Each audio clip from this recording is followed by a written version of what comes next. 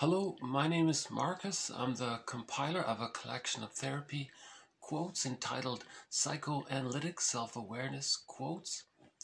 This is TQ 817 to 827. Therapy quote number 817. The infant has no sense of self and non-self during the first few months. Then, gradually, through recognizing where he or she ends and mother begins, the child develops an identity, usually by age 3. When parents are able to give natural caring and it becomes internalized by the child, the me becomes separate from the not me. Okay, so they're talking about the stage of differentiation. So the theory is that from birth to 6 months, the child is still sort of at one with his mother. So his image or impression of himself is blurred and fused with any image or impression he has of the other, his mother, right? He hasn't made that kind of distinction between I and the other. It's just all I, let's say, kind of thing. So the theory is in the womb, the baby is in this state of oceanic bliss. He's like in this heavenly state of all of his needs are being met. Someone called it oceanic oneness, and he's not really, he's not aware of any kind of back and forth, even though there is an exchange, right, from him, the placenta belongs to him, and the placenta exchanges with his mother, but we don't think we theorize he's not really aware of any of that. He's just feeling this blissful state. So he's at one with it all, let's say.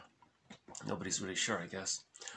And because humans come out of the womb too early, this sort of oneness feeling continues in the extended womb, right?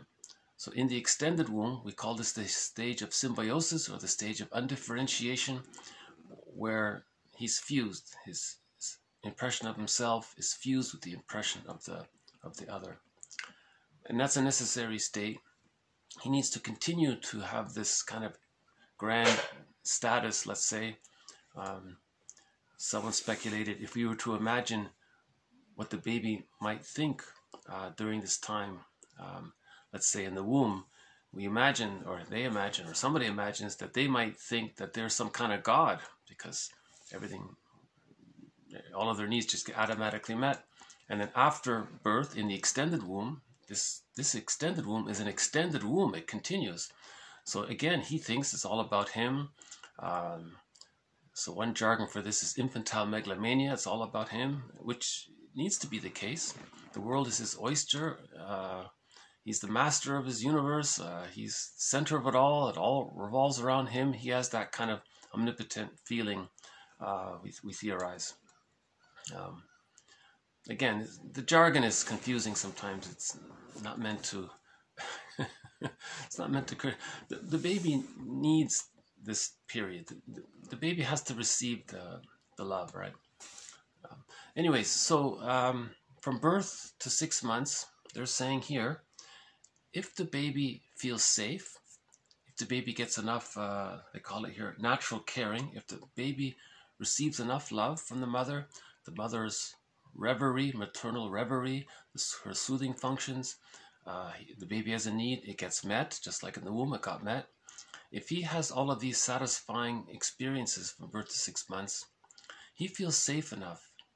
He got so much love, he got enough love, he feels safe enough to differentiate. So that's the theory of differentiation.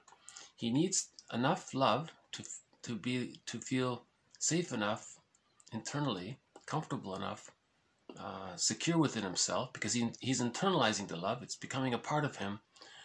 And then he differentiates. You see, so we say that if differentiation takes place, it's because he got enough love. He felt safe to do so. Then we say at the age of 6 months, love and gratitude have entered the psychological picture. Because differentiation is a huge accomplishment. It means he gets that he's himself and that his mother is a person, a separate person. He gets that there's two people in the room, right? He gets that already, that's two people. But now, if the frustrating memories outweigh the satisfying memories, the child doesn't feel safe enough to differentiate. He's stuck there. That's a developmental trauma, arrested development, and that can lead to many of the patterns that we discussed previously, the narcissistic pattern, the hostile provocative attachment style, some of those schizoid patterns, and others. See, a person with the narcissistic pattern, the theory is he identifies with the aggressor. He becomes like his mother, because naturally, how would the baby feel if he didn't get enough love to differentiate? So of course he's going to be angry. One theory is that he just identifies with the aggressor to avoid the pain of feeling unloved. So he identifies with the aggressor. And then if he grows up with this pattern, he will do to others what his mother did to him. So from the baby's point of view, if the mother didn't give enough love, the baby felt devalued and objectified and unwanted and unseen. So later on, he'll do those things to others to communicate that when he was a baby, his mother did those things to him. So it's the repetition compulsion. He's trying to master the trauma there by trying to communicate it. So the narcissistic pattern, as mentioned in previous videos, they put others down, they're devaluing, they're quite negativistic, and they've a lot of scornful humor, negative humor, and what they're doing is they're repeating what they experienced, and they're fixed there. Bergler calls it fixation at the rejection level. Fixation at the rejection of not getting the basic love needed to differentiate. He's fixated there. So it's a trauma. So how does he master that trauma? Well, he's got to communicate that trauma somehow. How does he communicate it? Well, maybe if he does to others what his mother did to him, he's trying to communicate it. So Bergler calls that a negative magic gesture. It's a distorted attempt at self-cure. It doesn't work after the age of 5. So that's why we're saying it's repetition compulsion gone awry. It's insatiable, that kind of thing. It's like Sisyphus. He'll just keep doing it, that's the theory about repetition compulsion gone awry. No one can travel back in time in a time machine to undo what happened. It's past. It's a past event. It's over. But he's repeating it and replaying it somehow to see if he can somehow change it. But it can't be done, right? So either we repeat and don't remember, and repeat and don't remember, like that record metaphor, or we talk and remember and mourn and heal and so on. So this stage of differentiation, it's the foundation, right? So undifferentiation, or being stuck in the stage of symbiosis, that prevents differentiation. If differentiation doesn't take place, the person doesn't really progress through the remaining subphases of the separation individuation process towards the psychological birth.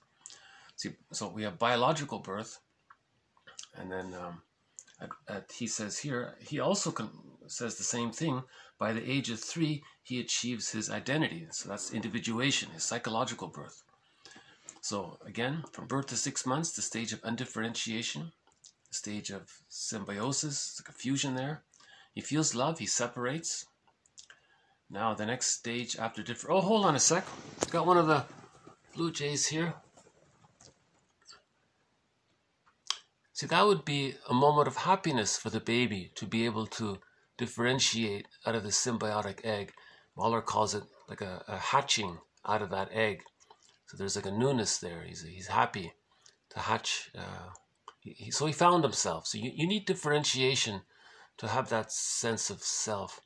But this hatching process takes 2.5 years. It's a slow, gradual hatching out of the egg. So the biological birth happened in one moment, but the psychological birth takes up to the age of 3, from birth to 3.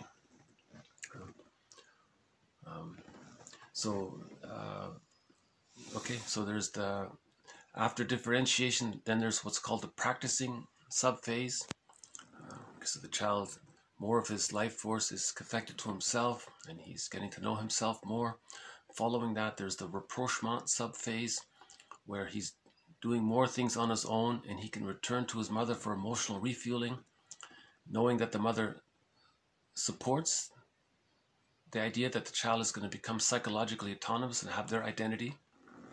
The mother supports that. Then by the age of 3, he internalizes all of this love and support. It becomes a part of his psychic structure. This love structure within we call the holding interject, or the internalized good object. Now more of his life force can connect to his self-representation. And then we say that this is the psychological birth, because at this time, he now has access. He feels so safe enough. He has ontological security, a sense of basic trust within. He has this inner security. He now has access to the real self. Okay, so the real self is a part of the person with various capacities. Right? And these capacities the real self allows the person a wide range of affect. It allows the person to know their uniqueness. It allows the person to do things to express their uniqueness, so that it's meaningful for the person to have that kind of inner expressing their uniqueness, and then that the person sees that, it builds their own natural self-esteem, and then the real self allows the person to mourn, because if they have a wide range of feelings that are now available to the person. So if they need to mourn, they can mourn.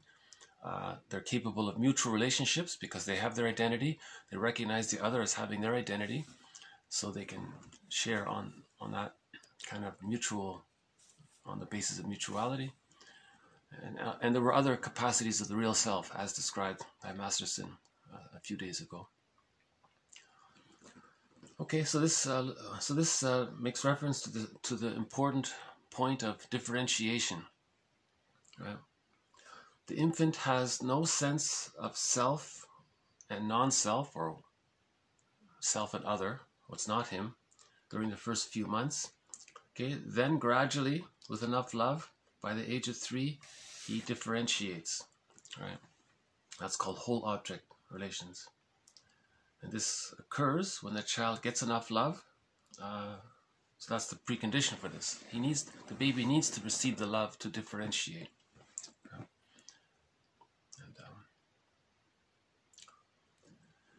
Yeah, if he doesn't differentiate out of that symbiotic egg, it can lead to all of those patterns we talked about in previous videos, right? TQ18, symbiosis, the psychic fusion between infant and mother, in which the infant's sense of I is not distinct from the not I. Mahler calls this the soil from which all other relationships form. If a person didn't get their symbiotic needs met, or if they were prematurely ejected out of that symbiotic egg, that can lead to the hostile provocative pattern. So that means if the person is being quite hostile and provocative, they're trying to say that they didn't get their symbiotic needs met, and they want to get their symbiotic needs. I guess the theory is they're hoping someone would merge with them, fuse with them, and that person would play the role of symbiotic mother. But it can't be done after the age of 5. It's gone awry. So the person is hostile and provocative, and he's going to repeat that pattern because he's stuck there. He's constantly trying to say that he didn't get his symbiotic needs met, and he's trying to communicate that. And a person can be hostile, provocative their whole lives because either we repeat and don't remember, or we talk about it and remember it and heal and move on. Right? That's the sort of odd thing about repetition compulsion. It's trying to communicate the trauma at the same time.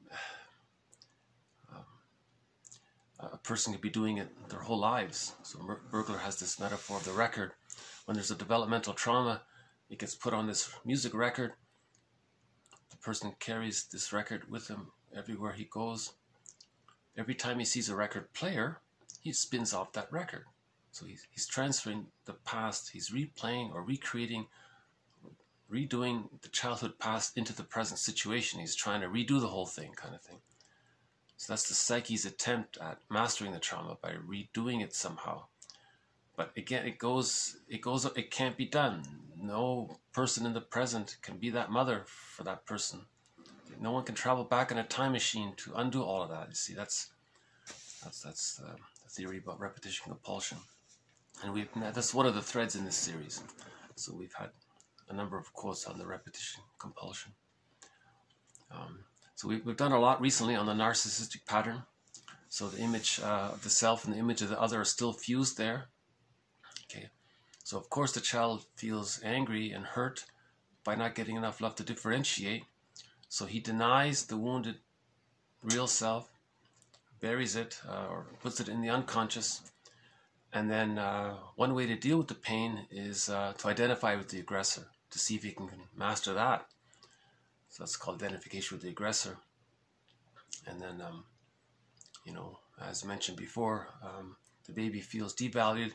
The narcissistic pattern is that they grow up and then put others down to say that when they were a baby, the mother put them down, because that's how the baby felt when they didn't get their needs met. So we've had a number of videos on the narcissistic pattern recently, so may I refer you to earlier videos on that. And someone talked about this. Some of the schizoid patterns can take place during that time where the emotionality is so detached from the person. They even give up on greed. See, the narcissistic pattern is greedy, right? Because they want to get it all in to master the trauma of not getting enough love. But some of those schizoid patterns apparently don't even bother with that. They just stick with their envy. And one version of this, one of these schizoid patterns is that character Iago from literature, where he's envious of everything, and then behind the scenes he's pitting everyone against themselves, and he feels. The theory about envy is that it's hatred of the good. So there's pressure. It's uncomfortable to see the good because it reminds the person of not getting the good love they needed. So if they see the good spoiled or hurt or damaged, they feel some stress relief. So yeah, the Iago character was considered sort of the poster boy of sadism emotionally. He takes a lot of pleasure in seeing goodness around him being spoiled and all that. And there's another pattern called the symbiotic character disorder. But again, I haven't found much material on that. And there are other troublesome patterns as well. If symbiosis, if there's arrested development during the stage of symbiosis. Because what's painful about not achieving a psychological birth is that if a person doesn't achieve the psychological birth, they don't have access to the real self and the capacities of the real self. Right? One of the capacities of the real self is a wide range of affect. Okay, a wide range of affect and the aliveness of affect, so the person can feel a wide range of feelings and appropriate feelings as needed. So if the situation is joyful, they can feel the joyful, or they need to mourn, they can mourn. So they have that, you see. So developmental trauma precludes the person stuck there. That precludes having access to the psychological self, psychological birth, and the real self. Rinsley's quote is, "Splitting precludes mourning," because there's a huge split if the child sees the mother as if the child identifies with the all bad mother and then denies that, there's a huge gap there between the reality of his understanding of his mother and the person with the narcissistic pattern will fantasize the mother's all good, identify with that, okay, and then deny that the mother's all bad, even though he's identified with the bad.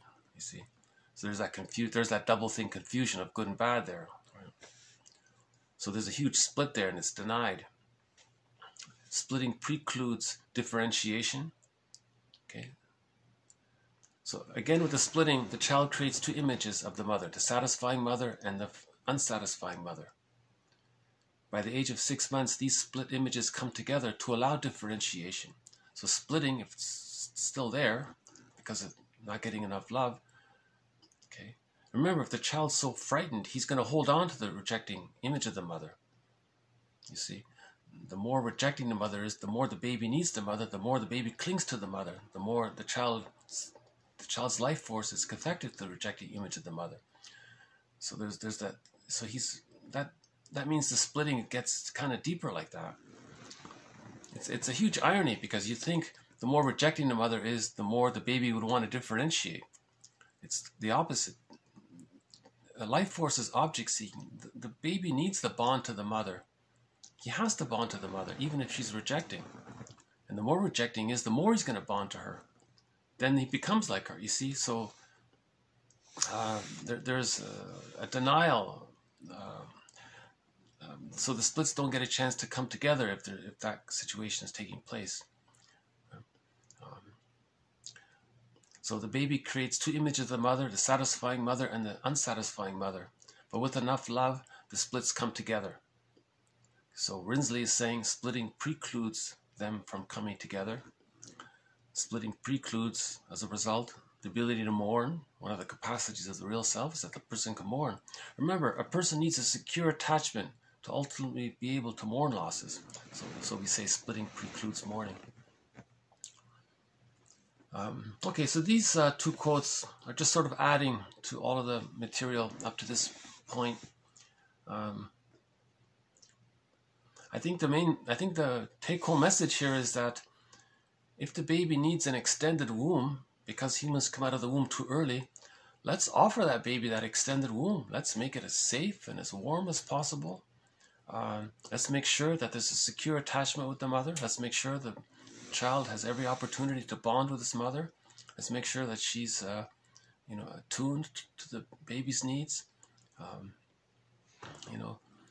Breastfeeding can facilitate that, because it helps the mother to be more aware of what the baby's needed, to be attuned, and we don't want prenatal stress, because if there's too much prenatal stress, that leaves the child vulnerable or weakened for any kind of birth stress. And if there's too much birth stress, maybe there's a birth trauma there. And if there's a birth trauma, that could prevent the child from bonding to the mother, because he's so angry and so distrustful of the mother because of the birth trauma. So ideally, there's no prenatal stress. If everything's okay, in one motion, the baby comes out, is handed to the mother within a few seconds, right away, in one calm, loving motion. All of the hormones are there. The baby and the mother are bonded, they're one, so the oneness continues. The child's state of blissful oneness needs to continue in this extended womb. Right? The cord stays. It's long enough, apparently, and the placenta, which belongs to the child, will come out on its own a few minutes later. It can be put in a bowl, and the bowl can sit on the bed beside the mother. So you want the child to feel that he's still in the womb. You want to continue that. You don't want there to be shocks, and you don't want to remove the baby from the mother. There's a whole book about that. There's a quote from it earlier. If the baby's removed from the mother, even for more than a minute, and the mother's returned, the mother may unconsciously reject the baby. From a biological point of view, she may reject the baby because she's feeling the separation anxieties. So she's in mourning. And if she's mourning the loss of her attachment, she can't bond like this. There's a conflict there. So they say, within a minute, at the very latest, not even. There are numerous reports where the baby was returned to the mother rejected the baby. I don't want this. Because she was angry. She was angry at the baby. She was blaming the baby for leaving her. It's an unconscious thing, apparently. Even though the mother may consciously welcome the baby and try to bond with it, but secretly, you see, it's something that's sort of, the baby can feel it, right? If the mother is truly still bonded. apparently there's what's called the welcoming womb and the unwelcoming womb. So the mother wants to welcome the baby, and the baby feels welcomed, loved, and safe in the womb. And then at birth, you want that to continue, the welcoming extended womb, you know. And then,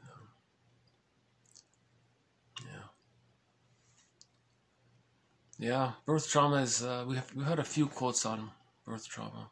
And, we'll have more in the future. It's a tough topic, yeah. Okay. Okay. So let's go on. TQ 819. Mahler states that attachment involves a caregiver, quote, a caregiver as a secure base from which the infant explores his or her environment. Okay, so that secure attachment style, another term for it is that the mother is a secure base. So that's just in terms of jargon there. And from this secure base, okay, TQ 820, from this secure base, there's ready accessibility. This means the parent remains accessible and responsive, with the behavior consisting of little more than eye-checking. Okay, so we're talking about the practicing subphase. So the fusion is there, the symbiotic needs got met, okay? The child differentiated, okay? Now he's practicing. He's going to crawl around maybe. Now he's starting to walk. He's going to move around. So we're talking about the later subphases, practicing and rapprochement. Okay?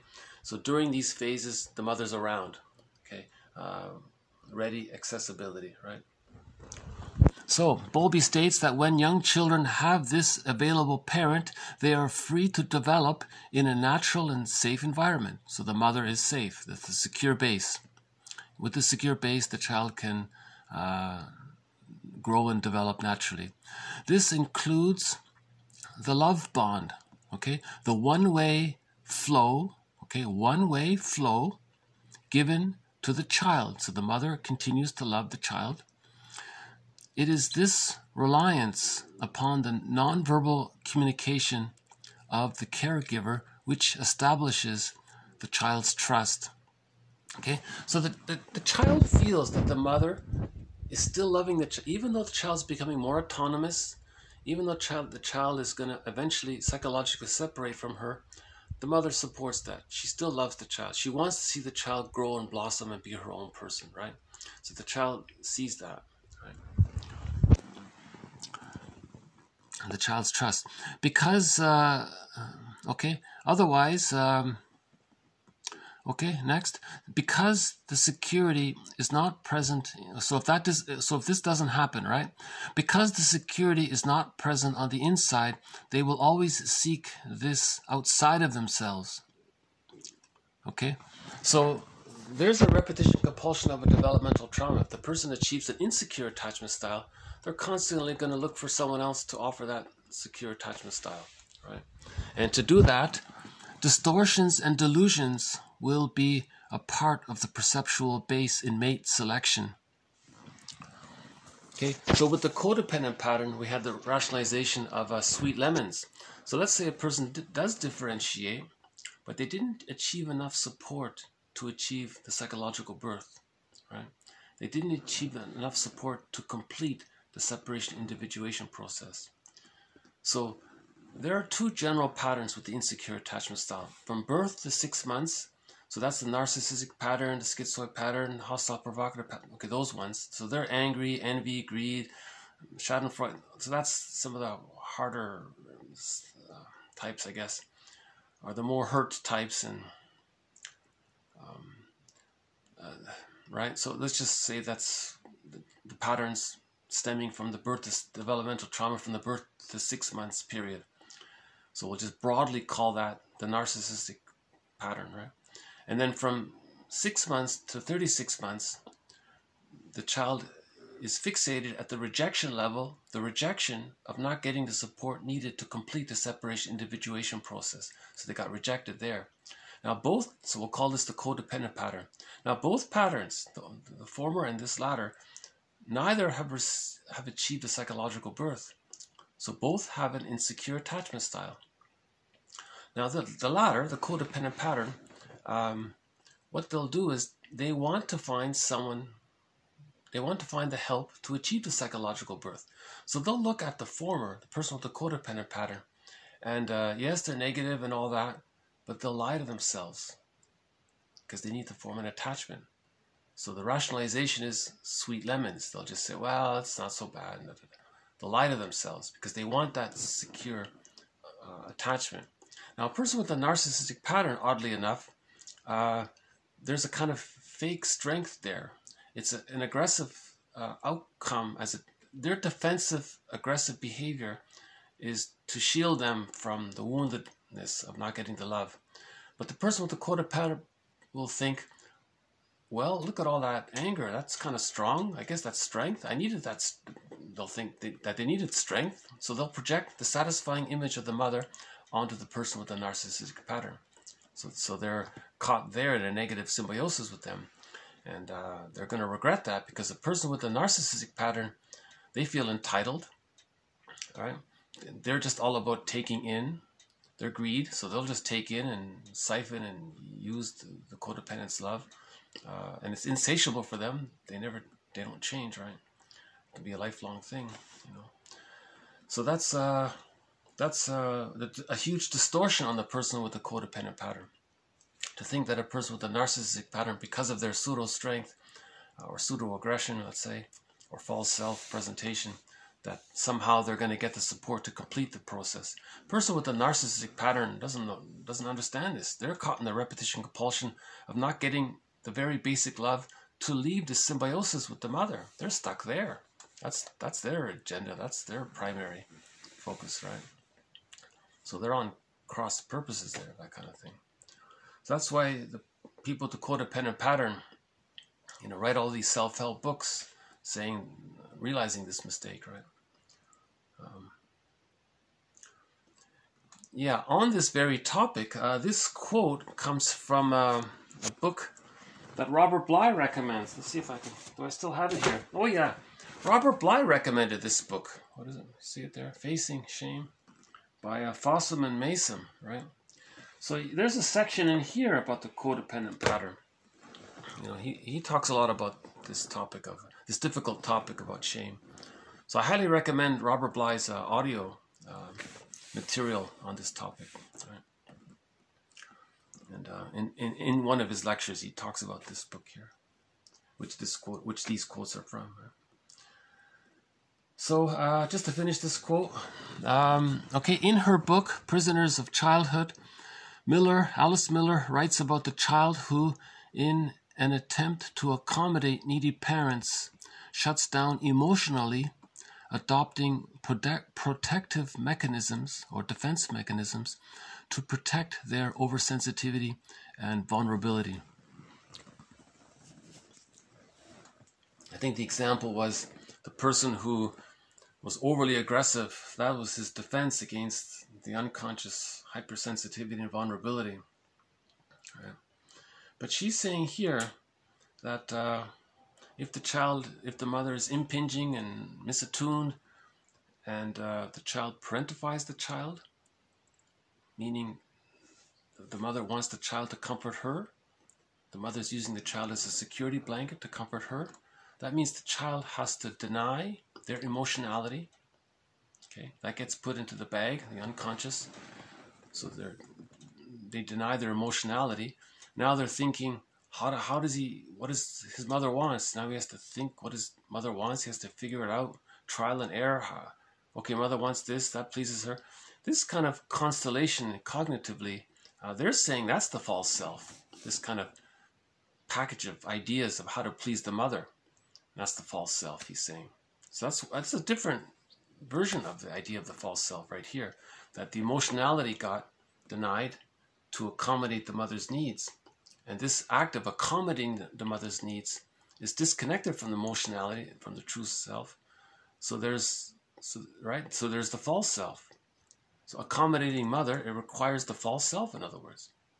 Winnicott says, regarding this, this false self is actually meant to protect the true self. You see? So this false self is pleasing the mother Right? And the child had to deny their real self, their emotional, their feeling self. They put it in the bag. And now they're operating out of this false self. But this false self is not the real self. It's not, see, it's protecting the real self. This false self is just this structure of the mind to cope with the situation. So the false self is a defensive maneuver. Just as, the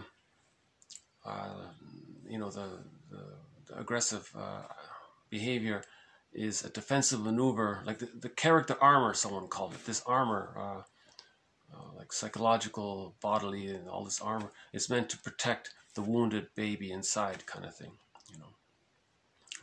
That's a defense mechanism. So there's more about this theme in the book as well. Another quote from the same book, TQ 821. The person whose innocence was taken too early, or the prisoner of childhood who became arrested developmentally by shutting down feelings to take care of another's needs, led to the false self. See, no one liked... See, Alice Miller had... I think she ultimately had to change the title of her book. She has a book called Prisoners of Childhood. She's saying if the child has to always accommodate the mother, the child's not emotionally free to be himself. I think later she changed the title of the book, but that phrase was used.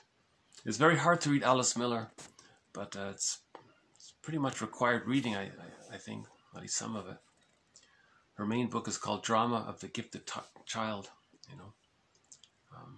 The drama, all the defense mechanisms the child has to create, and he's kind of gifted to do that. So there's a tribute to him. Okay, one more from the same authors, TQ 822. Children fused to a lonely parent may grow up and marry, but unless they have, quote, divorced that parent, the marriage may fail.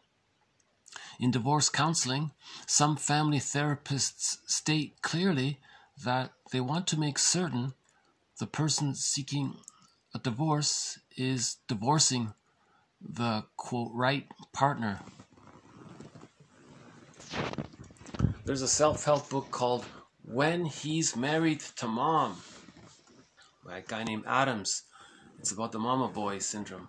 So he's married to mom, right?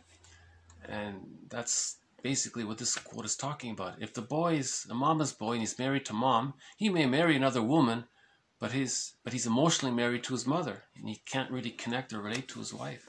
So there'll be marriage problems. So the therapist will say, well, you want to keep your marriage, you got to emotionally divorce from your mom, then you can emotionally marry your actual wife here, kind of thing.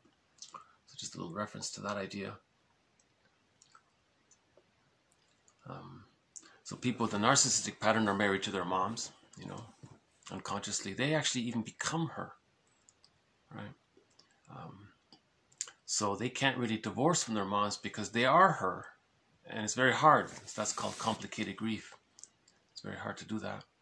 That's why marriages, Helen Fisher says marriages between two people with a narcissistic pattern tend to be more utilitarian-ish, Or if the person with a narcissistic pattern marries a person with a codependent pattern, they're exploiting the codependent pattern, right?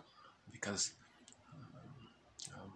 they haven't reached differentiation, so they haven't reached mutuality. Okay, the narcissistic pattern means the baby felt that he was he was utilized by the mother. So he grows. Oh, hold on a sec. Oh, look at this. Oh, wow. We haven't seen him in such a long time. I don't know if you can see him, but the fox just jumped on the table and he's grooming himself. Okay. Well, this marks the third appearance of the red fox. Gee, I don't know if we can really see him. Maybe I'll pause here for a minute. Maybe he'll turn around or he'll leave. Okay.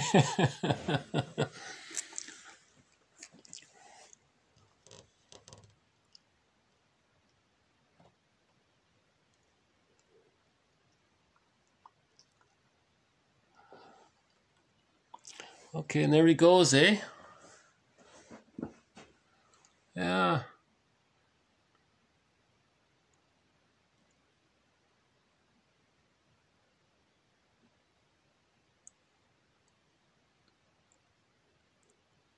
Okay.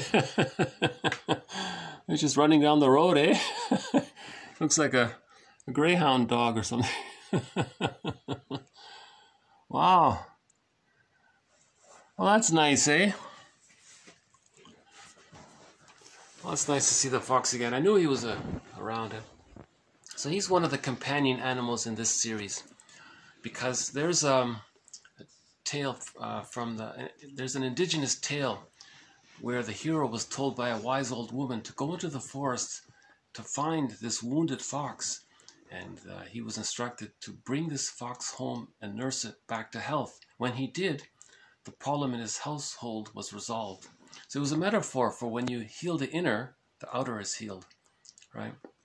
So the forest is a metaphor for the unconscious, and the wounded animal is a metaphor for the wounded soul, right? The wounded feeling self. So when you heal inwardly, your outer situation improves, right? So the fox is one of the companions. So we have the crows in previous videos. If you've seen any of the previous videos, the crows have made a few appearances. Another indigenous traditional culture has the idea that crows are very conscious, and they project onto them that they are the keepers of psychological and spiritual knowledge. That was interesting. And yeah, we did see the blue jay, and that's the third companion animal to this series. So the blue jays, Shirley Temple said, the blue bird of happiness is within. When we achieve the psychological birth, okay, we have access to the real self. Now the real self is within. It's a part of the personality. One of the capacities of the real self is that the real self allows the person joy and a wide range of feelings and aliveness of affect.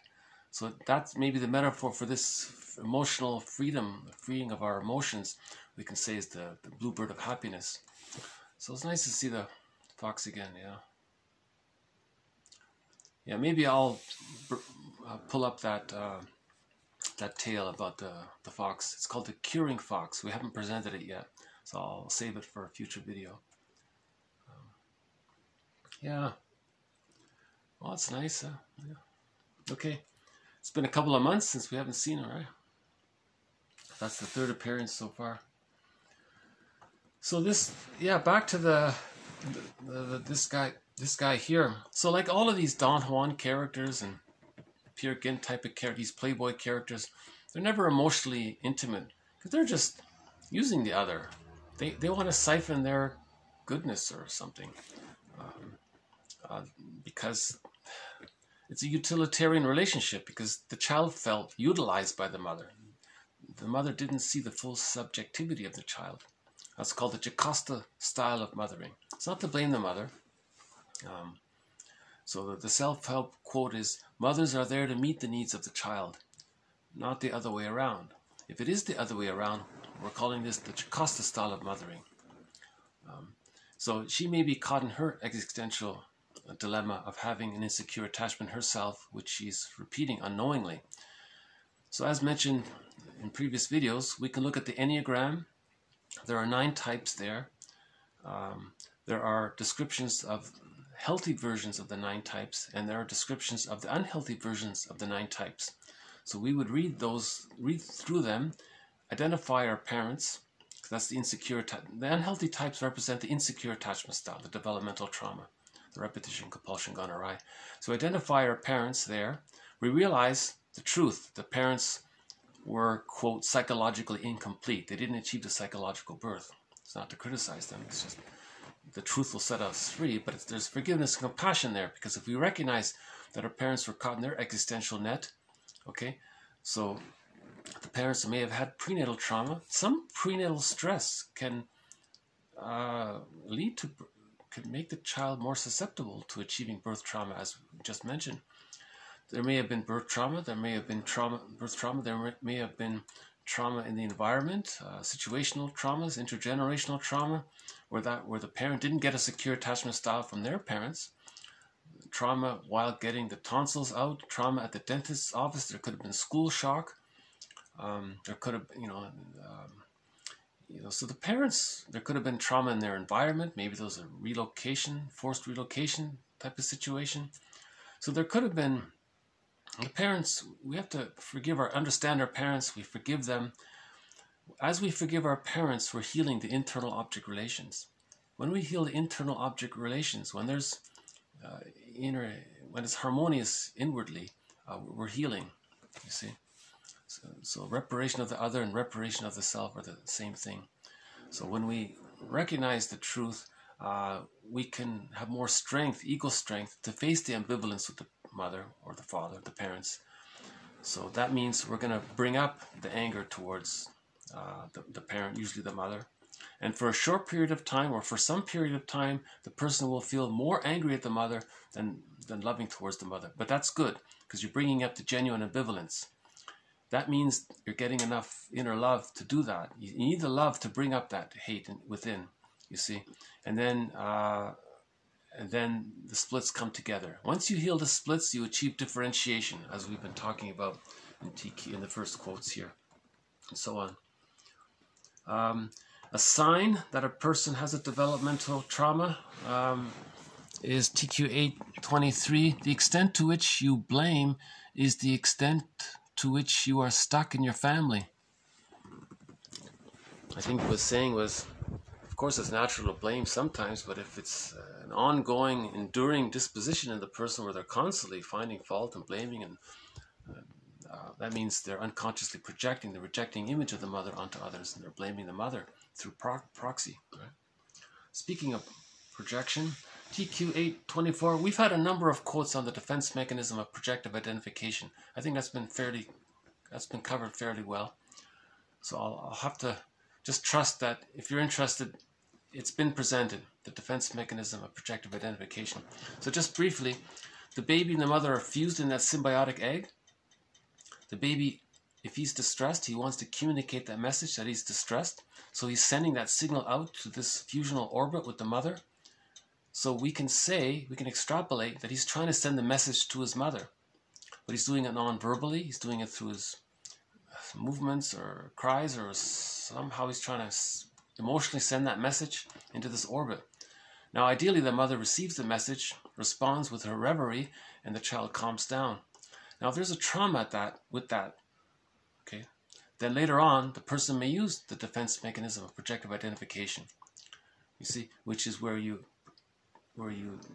project something that you don't know about yourself onto others and coax them to demonstrate it because you want to communicate what the person's denying, just like the baby was communicating his frustration. See, it's the same kind of thing, right? Okay, so this adds, TQ824 adds to our vast collection.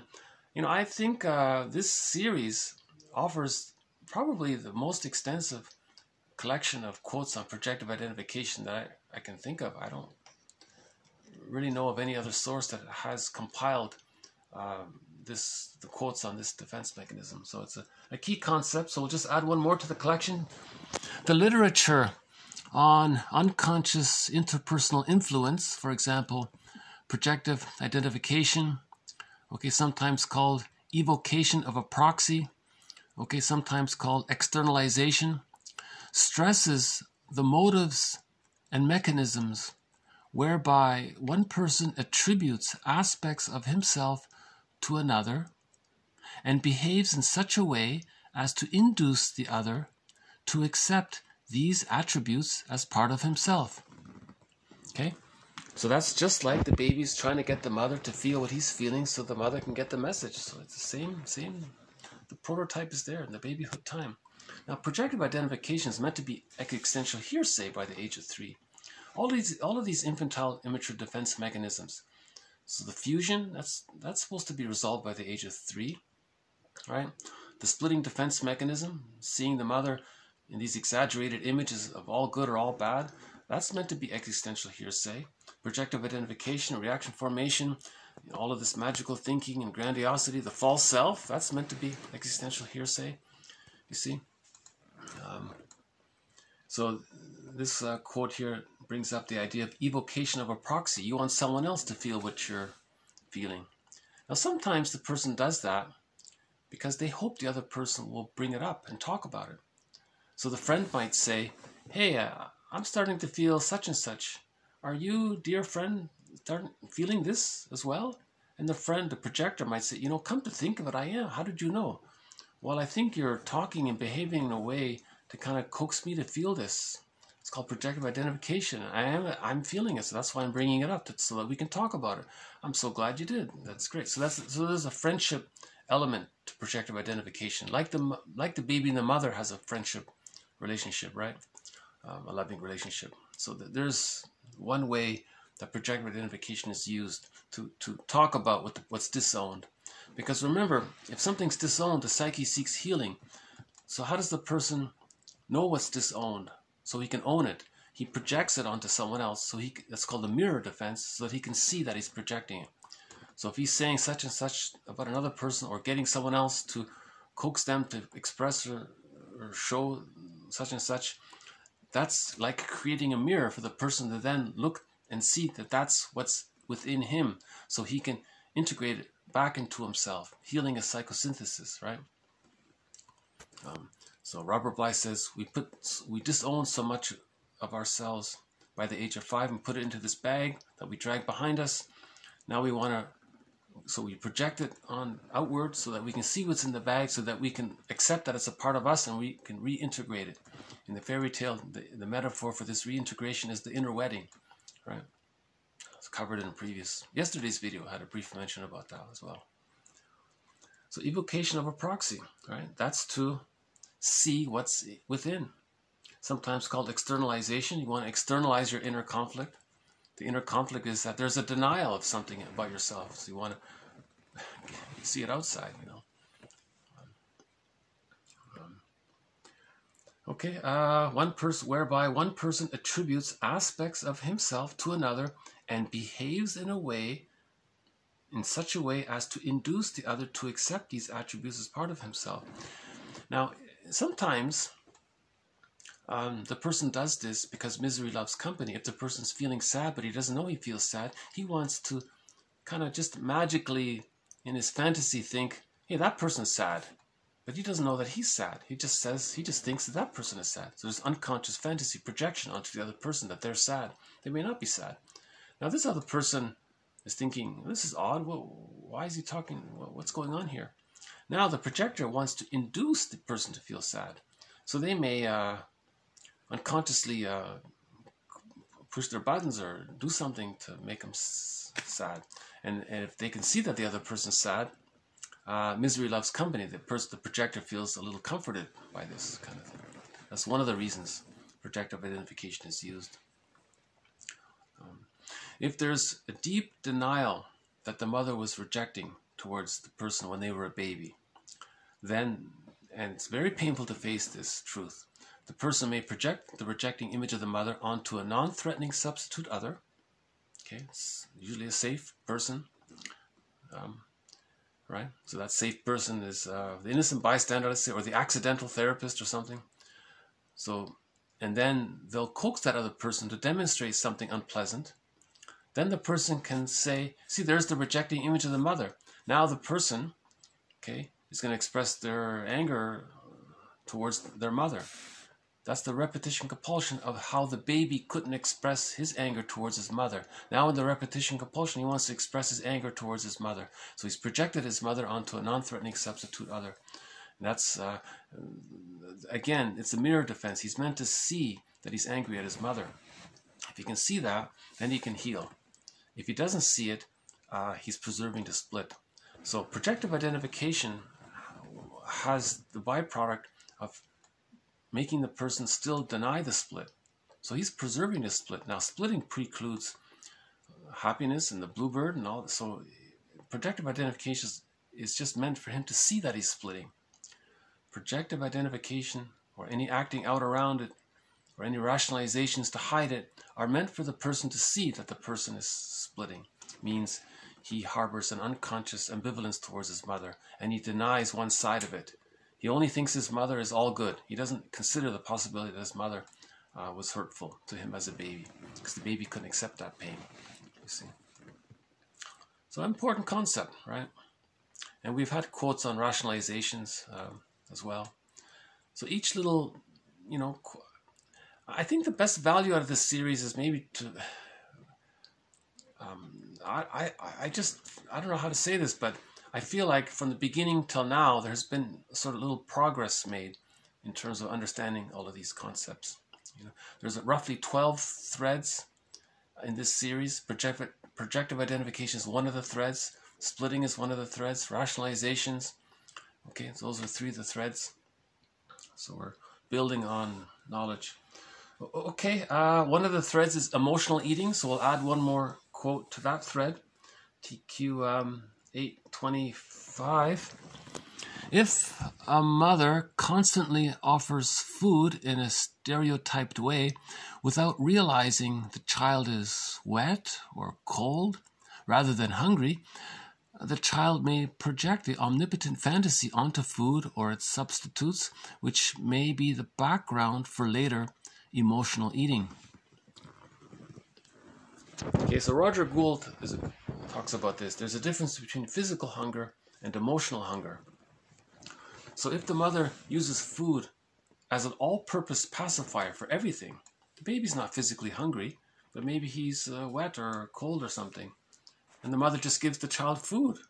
Whoa. The theory here is that the child will think that food has this magical ability to take away distressing feelings. So he may become an emotional eater. That's what he's saying here. And when there's a developmental trauma, infantile megalomania hasn't been resolved. So the person feels a little extra power, thinking that this box of biscotti or, you know, this frozen treat or whatever makes him feel like he's strong again, and he's gonna. So there's that aspect of the food product itself giving him, he's like a magic wand. He feels strong again, like a magician or something, right? Magical thinking and all that. Magical thinking is a part of infantile megalomania. He thinks it's all about him, right? So he thinks he has this omnipotent power. And then the food, you see, the child, it was conditioned that way. Any uncomfort, whenever he's uncomfortable, just give food. So he's just repeating that kind of thing. Yeah. We'll have another quote that clarifies this quote here. A guy named Ullman, I think, there's a quote about that, about how emotional eating preserves infantile megalomania. But, I mean, it does make sense, right? If the child is wet and cold and he's uncomfortable, and the mother says, here, have a lollipop or whatever, the child thinks, and he may grow up with that idea. If he's uncomfortable, just eat something. So that could lead to emotional eating. He's not addressing he's not distinguishing between emotional hunger and and physical hunger kind of thing. So the book is called Shrink Yourself by Roger Gould. He does a good job with that. TQ 825. If the psychological exploration of history is to become a scholarly activity, the researcher must feel accountable not only for dates, but also for his own psychological reactions. I'm imagining maybe he's a colleague of Lamaze. Lamaze thinks if you want to understand history, you have to look at the psychological climate in terms of child rearing practices. He thinks there's a link between how children are raised and understanding historical events. It's an oversimplification, but I think from that he would move on to talk about how the link between psychology and history. So if a person wants to be a psychohistorian, they need to know themselves to make sense of history. So we don't have many quotes on this field of psychohistory, but we've had a couple of them, so I just thought I'd potentially consider the idea of making psychohistory a thread in this series. It's a tough topic and there's not much written on it. But, yeah, Lamaze says, if we raise healthy children, society will be healthier, that kind of thing, basically. Literature is a dream dreamed for us. Literature is a dream dreamed for us. That's a good quote. I think this quote is a good follow-up to yesterday's video. May I refer you to yesterday's video? We talked we talked for a while about the link between literature and psychology. And so we talked a little bit about Odysseus and Narcissus, right?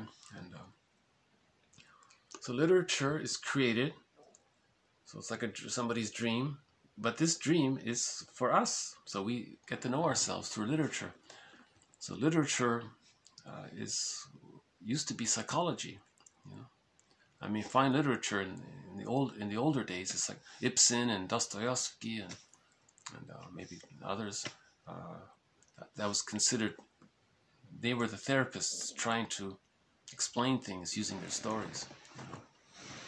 Now we have jargon, but before it was literature, and then before we had some of those Greek traumas, you know, those Greek plays, and before that, I guess we had a lot of these, you know, wisdom traditions from Asia, like Lao Tzu and Confucius and a couple of others, Buddha, I guess. And then before that, I think we had is it Eitohope? Is that his name? The first doctor in the world, Eitohope or something? I'll have to look that up. There's a statue of him. Atohope? Hope? Something with hope. Tohope? Atohope? I'll have to look it up, sorry. He's considered, somebody called him humanity's first psychotherapist. That's why I'm a little familiar with it. Because he wasn't just a medical doctor. He understood the body-mind connection, apparently. This was like 10,000 years ago or whatever. You know. Okay, I'll just end on just a quick line from a song. TQ 827, the chorus of the song says, everybody shows, sees, everybody sees, dares, feels, knows, feels, hurts, heals. In the end, we're all the same. Okay. Earlier, we played a song by Lunik called The Most Beautiful Song, just a fun, happy, pop, romantic love song. This other song, maybe it's a lesser known song, but the chorus caught my attention. She says, everybody shows. So what she's talking about, I think, is secrets secrete. Someone said, secrets secrete. When we do free association, things are going to come up. So our emotional trauma is going to come out. So everybody shows. If something's bothering them, it's going to show somehow. If they're hurt, it's going to show somehow. If they're angry, right? So everybody shows. Everybody is trying to tell others about their pain, about their unconscious childhood pain, but they don't want to. But everybody is trying to. You see, that's an aspect of the repetition compulsion gone awry. Everybody shows. Everybody's trying to say, when I was a child, something happened to me, and how I'm talking, how I'm behaving is a way of telling you what happened to me. I'm repeating what happened to me. Right? So in the narcissistic pattern, if they're devaluing to others, they're trying to show that when they were a child, they were devalued. Right? So people in the narcissistic pattern are notorious for just using and exploiting people. So if they do that, they're trying to say that when they were a child, they were used and exploited by their mothers. So everybody shows a codependent pattern. If they're very clingy, you know, they love a lot and they love too much. You know, we had that quotes from the book, Women Who Love Too Much. They're very codependent. They're trying to say, you know, when I was a child, I got some love, but I wasn't ready to leave the nest and achieve the psychological worth. So I need more love. So they're showing that way. So we're showing by our attachment patterns. Do we have a secure attachment style? Do we have an insecure attachment style? What type of insecure attachment style? Is it the anxious? Is it the avoidant? Is it this hostile provocative? Is it disorganized? And so on. So everybody shows. I think somebody said tone of voice and nonverbal expressions communicate more than the words. So everybody shows that way, you know. Symptoms show, right? If a person has a symptom. So everybody shows. Something we all have in common. In the end, we're all the same. We're all showing something about ourselves. We're all trying to... Who was it? Rosenberg said, everything is please or thank you. Oh, no. One self-help book said, everything is love or a call for love. So we're showing, right? Or one self-help author says we're always either like learning and growing, or we're shielding and protecting ourselves. And so everybody shows, right? The body shows a lot, right? If a person is slouched, I'm a little slouched, maybe. So it's showing some of my, facing something about me, right? If I'm, we had that quote about the person who stutters a lot and is very hesitant in his speech. It means he's unconsciously afraid that he's not being listened to. So he speaks, he's afraid because he wasn't heard and he got hurt. So now he's hesitant in his speech or something. So I can relate to that a little bit. We had the quote about, so quite a few examples I think we can draw from this. Everybody shows. The next one, she says, everybody sees. So everybody sees you, or everybody can see things, and everybody wants to be seen. And if a person is lying, maybe they can see it. Maybe they can feel it or something. But if you have a strong need for love, you may create a rationalization and deny what you're seeing, so there can be distortions there. So the idea is to see. Everybody sees. Everybody dares, she says. Okay, this reminds me of Masterson's axiom. Self-activation leads to massive anxiety, which leads to defense. So everybody dares. We want to express aspects of who we really are sometimes, but it's frightening because we haven't achieved the psychological birth yet, but we're still trying. So everybody dares. What do I really like? But then there's the memory, that deep memory. Let's call it the superego. The superego is going to say no. It's going to veto it, right?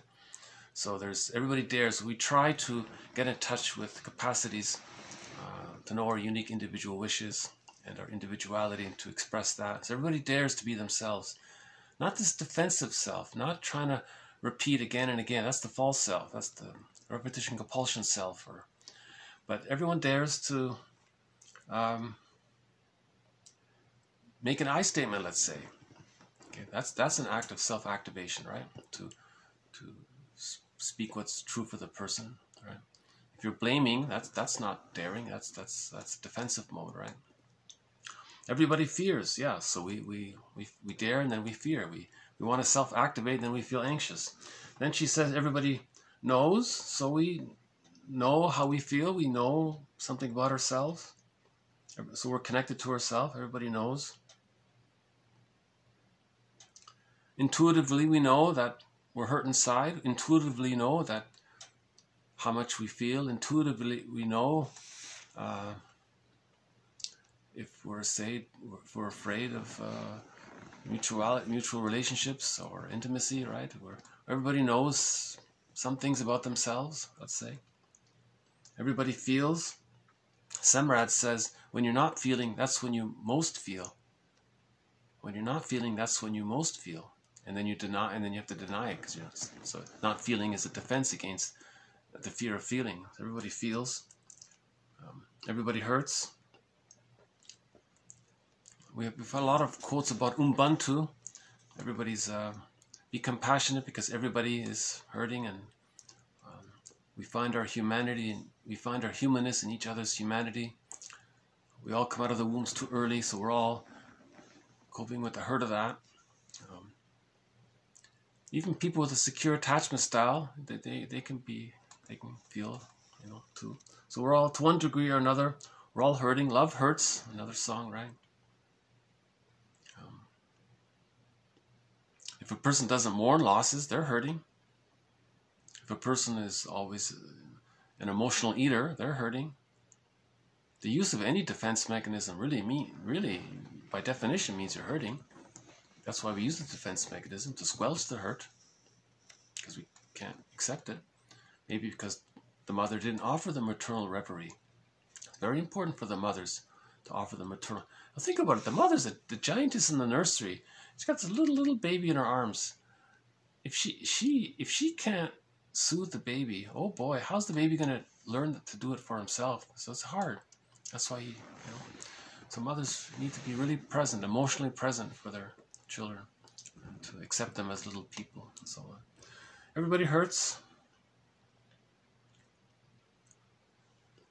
And she says everybody heals. Everybody heals. So we're healing. We're healing at the same time. So in the end, we're all the same. In the end, we're all the same. I'll just maybe play the chorus. I won't play the whole song, but here's the chorus to that. So the band is Lunic.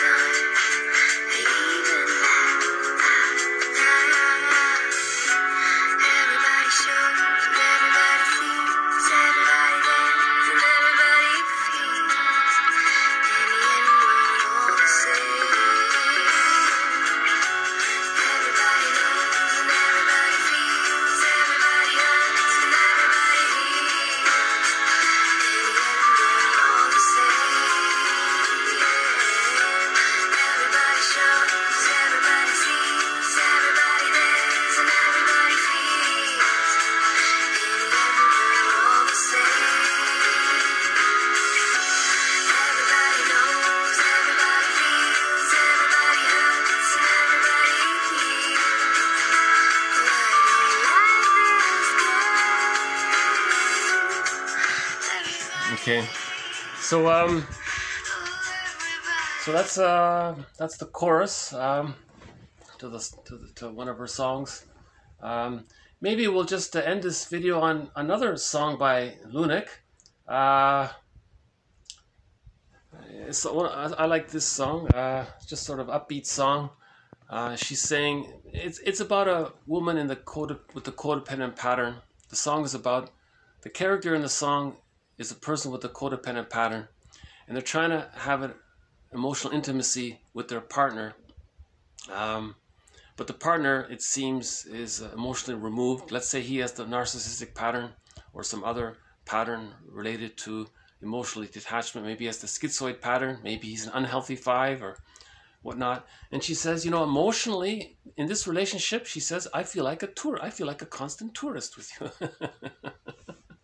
That was a clever idea. So we'll just maybe end the video here with Constant Tourist.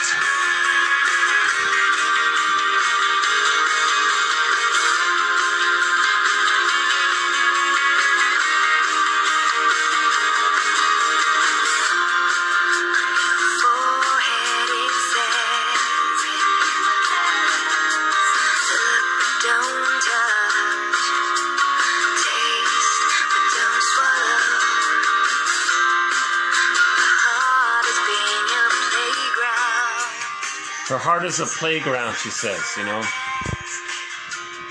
and she never apologizes, and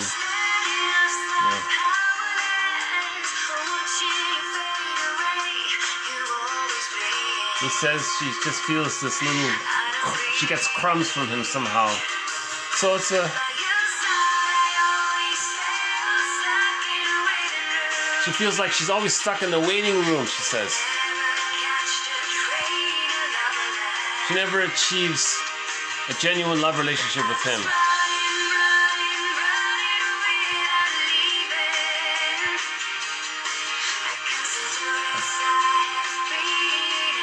In your world. A constant tourist I have been in your world, she says. Huh? So thank you very much. This has been TQ 817 to 828. We covered a little bit more about Margaret Mahler's theory of the separation-individuation process leading towards a psychological birth at the age of 3, where we go through 4 subphases: the stage of symbiosis, stage of differentiation, stage of practicing, and the stage of rapprochement. And by the age of 3, we internalize all of this love. It becomes a part of our psychic structure. The life force connects to the self, and then we have access to the real self and the capacities of the real self, and there's where we find the bluebird of happiness within. Okay, we talked a little bit more about symbiosis, where the person is fused there, and you need the love to differentiate. Okay, and the mother offers a secure attachment style. We can also say she's a secure base. The child needs that secure base to know himself and to explore and to return for emotional refueling, right? And the mother has to offer ready accessibility, right? And the mother loves the child through the process. And you know, if there's arrested development early on, the person's emotionality can become detached. That's sort of schizoidal-ish in the sense of the emotions becoming detached. And then the person develops what's called a false self-organization to please, to accommodate the mother. But the false self is there to protect the real self, right? Not replace it. Winnicott says the false self is there to protect the real self, not replace it. So the false self is not who we really are. It's just this defensive thing that we're having. It's a defensive feature. It's a defense mechanism, this false self, trying to accommodate the mother all the time and having this structure there. Okay, then we had the reference to a quote that's linked to the title of a very good self-help book. It's called When He's Married to Mom. If he's married to mom, he's not going to be married to his wife. So he has to emotionally divorce from his mother to be able to emotionally marry his wife, right? And the extent to which... Okay. We'll play it again. Let's see if I can bring it back up. Okay, let's play it again. Such a good song. My computer's a little slow here. So here's Constant Tourist again. Okay, so we also had TQ 824 was about the idea that there is a whole literature just based on talking about projective identification. There are many terms for projective identification. Evocation of a proxy. Externalization. There's other terms that talk about how a person tries to communicate at an unconscious level to another person. The template for this is the baby trying to communicate to the mother. It's an important concept, projective identification. You don't know something about yourself. Somehow you attribute it to the other person, coax that person in some way, and then you feel that since it's outside, since it's externalized, you then rationalize it's not within, thus preserving the denial. But healing doesn't take place this way. Now, some friendships are based like this. We had the quote about the woman who was unconsciously unhappy, and she befriended a woman who was visibly unhappy, and she was invested in that friend being visibly unhappy. Now, when that friend became happier, the projector felt betrayed, and the relationship suddenly ended without question. She felt betrayed because the unspoken, unconscious agreement was, you, my friend, you're going to be openly sad, and I'm going to deny my sadness. And she broke the unconscious, unspoken contract. So that's why the friendship sort of dissolved like that. So there's an example of projector identification, of wanting others to express what's denied in ourselves. But we do this, it's the psyche's attempt, it's called the mirror defense, to see what we denied in ourselves. Right? Okay, we had one more quote on emotional eating. And if the mother is always using food to deal with any distress, that means she's misattuned to the child. What if the child is just uncomfortable, physically uncomfortable? You don't have to throw food at him all the time. The child gets confused. There's a misattunement there. Okay, one just very brief mention about psychohistory. Maybe we'll have more from Lloyd Demas. Literature is a dream, dreamed for us. That's a great quote. Literature is a dream, dreamed for us. Somebody created literature to talk about our unconscious processes. You see, the dream represents the unconscious activity. The dream is, Sanford says, when you get a dream, it's like a message from your unconscious. It's a letter from your unconscious. A dream is the letter from the unconscious telling you it's like this in your soul today. This is what's going on in your soul. Your dream tells you what's going on in your unconscious. Now this dream, put in written form, in literature form, okay, so it's like a dream, it's now translated into a literature. Literature is describing our psychology, what our soul is like. You see? So we learn about ourselves through literature, right? And we ended with the chorus from Lunik. Maybe I'll just see if I can bring that up again. I think it's a good little chorus, what she's saying. How we're all the same like that. That's a good message. Everybody, oh, there it is there. Everybody, we're all the same. We're all the same. Everybody knows. Everybody feels. Everybody hurts. Everybody heals. In the end, we're all the same. Everybody shows. Everybody sees. Everybody dares. Everybody fears. Let's have some empathy. We're all feeling. If we're in touch with our feelings, we can accept. It's easier to accept that other people are feeling. Right? Everybody knows. Everybody feels. Everybody feels. We are what we feel. I feel, therefore I am. We're looking for aliveness of affect and having a wide range of affect. Here's the chorus again.